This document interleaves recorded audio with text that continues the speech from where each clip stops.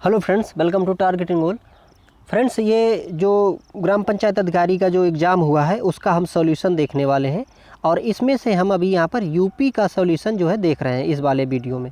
इसमें से 20 क्वेश्चन आए हुए थे यूपी के सेक्शन से और 15 क्वेश्चन थे कंप्यूटर के और बाकी जो था वो जीएस वाला पोर्शन इसमें से शामिल था। अलग अलग नाम से वो शामिल किया गया था। ठीक है, तो चलिए पहले यूपी वाला सेक्शन इसमें देख लेते हैं। तो देखिए, पहला इसमें प्रश्न पूछा गया था कि रानी लक्ष्मीबाई की वीरता का जश्न मनाते हुए प्रसिद्ध कविता झांसी की रानी की रचना किसने की है। तो एक ये कविता है झांसी की रानी, इसकी रचना किसने की है? सुभद्रा कुमारी चौहान ने की है। ये बहुत ही अच्छी कविता है। इसकी देखिए कुछ लाइनें मैं आपको बताता हूँ, इस तरह से है कि सिंहासन हिल उठे राजवंशों ने भ्रकुटी तानी थी, बूढ़े भारत में भी आई फिर नई जवानी थी, गुमी हुई आज़ादी की कीमत सबने पहचानी थी, दूर फिरंगी को करने की सबने मन में ठानी थी, चमक उठी सन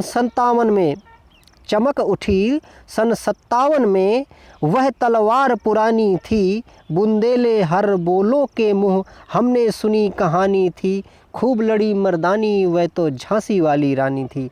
तो ये जो कविता है फ्रेंड्स, ये बहुत ही मर्मज्ञ कविता है और सुभद्रा कुमारी चौहान द्वारा ये लिखी गई है। तो यही प्रश्न पूछ रहा था यहाँ पर कि झांसी की रानी जो कविता है वो किसके द्वारा लिखी गई है।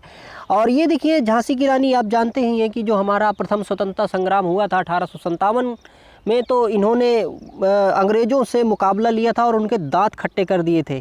यहाँ तक कि एक हीरोज जो इनसे लड़ रहा था, वो ये अंग्रेज़ जो अधिकारी था, उसने ये तक कहा था कि ये जो मतलब पड़ा हुआ 100 है, ये मतलब इन सब योद्धाओं में से एक सबसे बड़ा मर्द है। तो ये झांसी की रानी की अपनी एक विशेषता थी और बहुत ही ये बुलंद कह सकते हैं कि उस समय रही हैं। अगला देखिए, प्रश्न पूछा गया है, उत्तर प्रदेश का कौन सा नृत्य रूप बरसात के मौसम में महिलाओं द्वारा गाया जाता है। तो उत्तर प्रदेश में एक ये देखिए नृत्य रूप है, ये गाने के रूप में भी गाया जाता है और इसके साथ नृत्य भी कभी किया जाता है और ये है फ्रेंड्स कजरी। तो देखिए, कजरी जो है अपना ये पूर्वांचल क्षेत्र और जो कुछ अवध का क्षेत्र है यहाँ पर ये गाया जाता है और ये यहाँ पर लोक नृत्य के रूप में यहाँ हमारे उत्तर प्रदेश में प्रचलित है। अगला प्रश्न देखिए, मुगल साम्राज्य के पतन के बाद 1803 में अंग्रेज़ों द्वारा आगरा शहर पर कब्जा करने से पहले किस सत्ता का नियंत्रण था। तो देखिए, यहाँ पर 1803 में अंग्रेज़ों ने आगरा वाले जो क्षेत्र है, आगरा वाले क्षेत्र में कब्जा किया। तो ये पूछ रहा है कि इसके पहले जब अंग्रेज़ों ने कब्जा किया तो उस समय किसका शासन था। तो यहाँ पर फ्रेंड्स क्या था कि जो मराठा थे, तो मराठों का यहाँ पर प्रतिनिधित्व था। ठीक है, मराठा यहाँ पर अपनी शक्ति को क्या किए थे कि परचम लहरा रहे थे। अगला देखिए प्रश्न है, जिला बनने से पहले शामली किस जिले की तहसील थी और अब इसे जिले के रूप में मान्यता मिली तो इसका प्रारंभिक नाम क्या था। तो ये पूछ रहा है कि भाई जो वर्तमान में अभी शामली ज़िला है, तो शामली ज़िला पहले किसका भाग था। तो पहले ये भाग था फ्रेंड्स यहाँ पर मुजफ्फरनगर का। और जब इसको देखिए अलग किया गया, तो अलग करने के बाद में पहले इसका जो नाम है वो रखा गया प्रबुद्धनगर, फिर इसके बाद में इसका नाम यहाँ पर शामली रखा गया और ये 2011 की बात है। ठीक है, तो इसको 2011 में क्या किया गया था कि यहाँ से अलग इसको किया गया था। अगला देखिए प्रश्न है, उत्तर प्रदेश का कौन सा जिला दशहरा के दौरान एक अद्वितीय सांस्कृतिक जुलूस नक्कटैया के लिए प्रसिद्ध है। तो देखिए, ये नक्कटैया मेला भी लगता है और ये कहाँ पे लगता है? बनारस में लगता है। वाराणसी वैसे भी देखिए कई चीज़ों के लिए प्रसिद्ध है फ्रेंड्स। एक तो देखिए यहाँ पर साग भाजी अनुसंधान भी है बनारस में, और बनारस में आप जानते ही हैं कि यहाँ पर घाट हैं बहुत सारे गंगा के किनारे। यहाँ का एक देखिए जो 80 घाट है वो काफ़ी महत्वपूर्ण है ना। यहाँ पर और भी कई घाट हैं। मणिकर्णिका घाट है जो कि बहुत प्रसिद्ध है, जिसमें से हमेशा शवों का दहन लगातार किया जाता है और अभी भी किया जाता है। तो ये 80 घाट, मणिकर्णिका घाट और ये काशी विश्वनाथ, ये सब बनारस की जो है यहाँ पर विशेषताएँ हैं।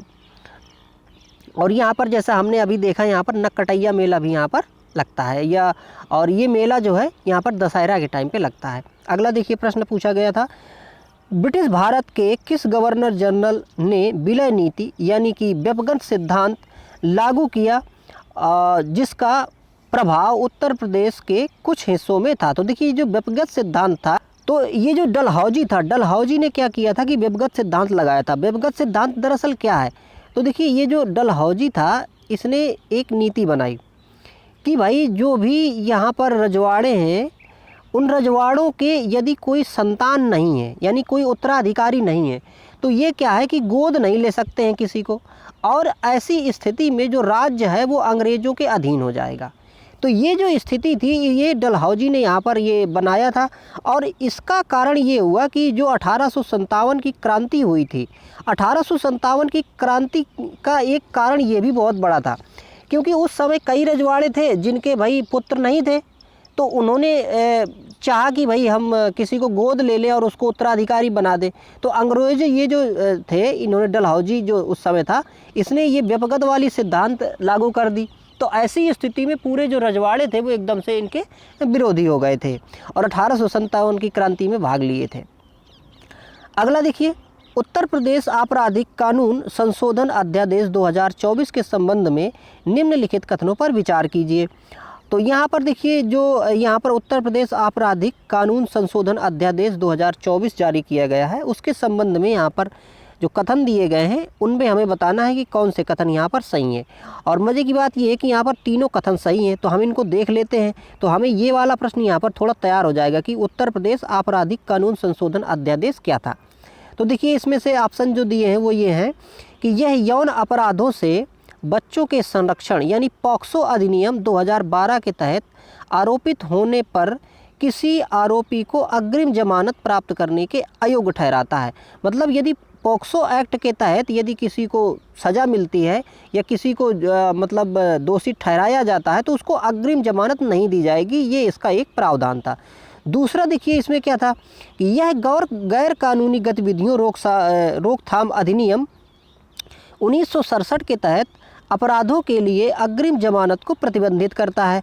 तो यदि कोई गैर कानूनी गतिविधियां रोकथाम अधिनियम 1967 के तहत यदि अपराध करता है तो उसको भी यहाँ पर जमानत नहीं दी जाएगी, अग्रिम जमानत। अगला देखिए, इसमें था कि इसमें ऐसे प्रावधान शामिल हैं जो उत्तर प्रदेश विधि विरुद्ध धर्म संपरिवर्तन अधिनियम 2021 के तहत मामलों के लिए अग्रिम जमानत को रोकते हैं।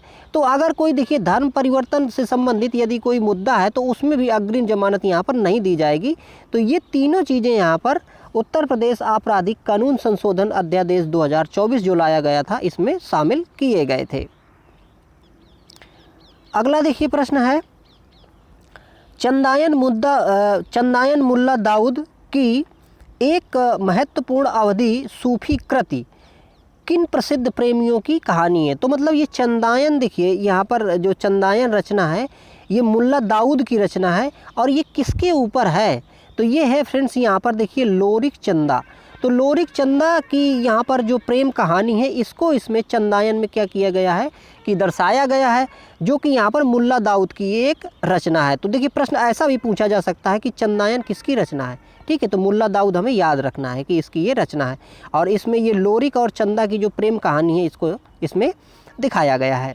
अगला प्रश्न देखिए, उत्तर प्रदेश सरकार की किसानों के लिए दुर्घटना मुआवजा योजना के तहत निम्नलिखित में से कौन सा कथन गलत है। तो उत्तर प्रदेश एक योजना चलाती है जिसका नाम है यहाँ पर किसानों के लिए दुर्घटना मुआवजा योजना। तो इसमें से देखिए ये जो है योजना, इसमें से पूछ रहा था कि भाई कौन सा कथन गलत है। तो इसको योजना को अगर हम देखें तो ऐसी योजना है देखिए कि अगर कोई भी किसान दुर्घटना में अगर उसकी मृत्यु हो जाती है तो उसको यहाँ पर 5 लाख रुपए सहायता दी जाएगी। दूसरी बात, यदि कोई किसान जो पूर्णतया अपंग हो गया है, जैसे मान लीजिए कि उसके दोनों पैर खराब हो गए या दोनों हाथ खराब हो गए या एक हाथ एक पैर खराब हो गया, तो भी ऐसी स्थिति में उसको पूर्ण अपंग माना जाएगा और 5 लाख रुपए वहाँ पर इसको दिए जाएंगे। इसके साथ देखिए अगर अपूर्ण अपंगता है, मतलब पूरी तरह से वो डैमेज नहीं है, तो वहाँ पर उसको 2 से 3 लाख रुपए वो दिए जाते हैं। तो यहाँ पर देखिए जो प्रश्न ये ऑप्शन आया था कि एक हाथ और एक पैर की हानि होने पर उसको 3 लाख रुपए दिया जाएगा, तो ये यहाँ पर ऑप्शन गलत था, क्योंकि ऐसी स्थिति में उसको पूर्ण अपंग माना जाएगा और वहाँ पर 5 लाख रुपए उसको सहायता राशि यहाँ पर प्रदान की जाएगी ताकि वो अपने जीवन का थोड़ा सा निर्वाह तो कम से कम कर सके। अगला देखिए प्रश्न है, 1857 के विद्रोह के दौरान निम्नलिखित ऐतिहासिक व्यक्तियों सूची 1 का उनकी भूमिकाओं सूची 2 से मिलान करना है। तो यहाँ पर देखिए जो 1857 की क्रांति हुई है उसमें से एक तरफ यहाँ पर व्यक्ति दिए हैं और दूसरी तरफ दिया गया है उनकी भूमिका, आखिरकार उन्होंने कहाँ से लड़ाई लड़ी है। तो देखिए नाना साहब, तो नाना साहब कहाँ, ये देखिए यहाँ पर ये कानपुर से विद्रोह किए थे और कानपुर से इनके साथ में एक तात्या टोपे थे, इनके सैनिक थे, बहुत ही बहादुरी से लड़े थे फ्रेंड्स वो। और इसके साथ साथ में वो फिर झांसी की रानी के साथ में भी तात्या टोपे लड़ाई किए थे। हालांकि फिर सिंधियाओं की गद्दारी की वजह से वो मारे गए थे, तो सिंधियाओं ने उस समय गद्दारी की थी, अंग्रेज़ों का साथ दिया था, इसलिए फिर काफ़ी ज़्यादा नुकसान जो है यहाँ के वीरों को हुआ था। अगला देखिए मिलान फिर से करना है हमें, तो कारू भगत। तो कारू भगत जो है ये रानीपुर के से स्वतंत्रता संग्राम सेनानी थे। तो कारू भगत रानीपुर से स्वतंत्रता संग्राम के सेनानी थे। मौलवी अहमदुल्ला शाह, जो मौलवी अहमदुल्ला शाह थे ये फैज़ाबाद के अग्रणी व्यक्ति थे, मतलब फैज़ाबाद से नेतृत्व कर रहे थे मौलवी अहमदुल्ला शाह। खान बहादुर खान, खान बहादुर खान कहाँ के थे, ये बरेली से नेतृत्व कर रहे थे और बरेली में इन्होंने एक सरकार की स्थापना भी उस समय 1857 में की थी। तो ये यहाँ पर व्यक्ति और इनसे संबंधित यहाँ पर स्थान है जहाँ से इन्होंने विरोध किया था। अगला प्रश्न देखिए पूछा गया है, अवध के शासन के अंतिम चरण में कानपुर का निर्माण कई गांवों को मिलाकर किया गया था। निम्नलिखित में से कौन सा गांव उन गांव में शामिल नहीं था या उन गांव में से एक नहीं था। तो फ्रेंड्स अब देखिए ये एकदम से अतरंगी सवाल है भाई, उत्तर प्रदेश जो पूछ रहा है तो ये एकदम से अतरंगी सवाल है, इसको हम टेकल ऐसे नहीं कर सकते हैं। हाँ भाई किसी की नज़र अगर कभी पड़ी हो तो वो प्रश्न को कभी पढ़ लिया हो अलग बात है, लेकिन इनका ऐसे प्रश्नों का प्रेडिक्शन करना बहुत कठिन होता है, ठीक है। लेकिन फिर भी देखिए तो उस समय क्या था, यहाँ पर बिठूर जो है इसको शामिल इसमें नहीं किया गया था। जब अवध का शासन लास्ट चरण में था तो उस समय जो कानपुर का निर्माण किया गया तो उसमें से बिठूर को शामिल नहीं किया गया था। अगला देखिए, निम्नलिखित में से कौन सा कथन उत्तर प्रदेश पिछड़ा वर्ग राज्य आयोग अधिनियम में किए गए संशोधनों का सटीक वर्णन करता है। तो यहाँ पर देखिए एक उत्तर प्रदेश पिछड़ा वर्ग राज्य आयोग अधिनियम जो है इसमें से क्या क्या है, ये इसका सही सटीक विश्लेषण जो है इस तरह से है। देखिए कि 2014 के संशोधन अधिनियम के तहत इसमें एक अध्यक्ष, 2 उपाध्यक्ष और 25 सदस्यों को क्या किया जाएगा, इसमें नामित किया जाएगा, या फिर 25 सदस्यों के पद प्रस्तावित हैं। मतलब कि एक सदस्य होगा, 2 उपसदस्य होंगे और 35 जो है इसमें सदस्य रखे जाएंगे।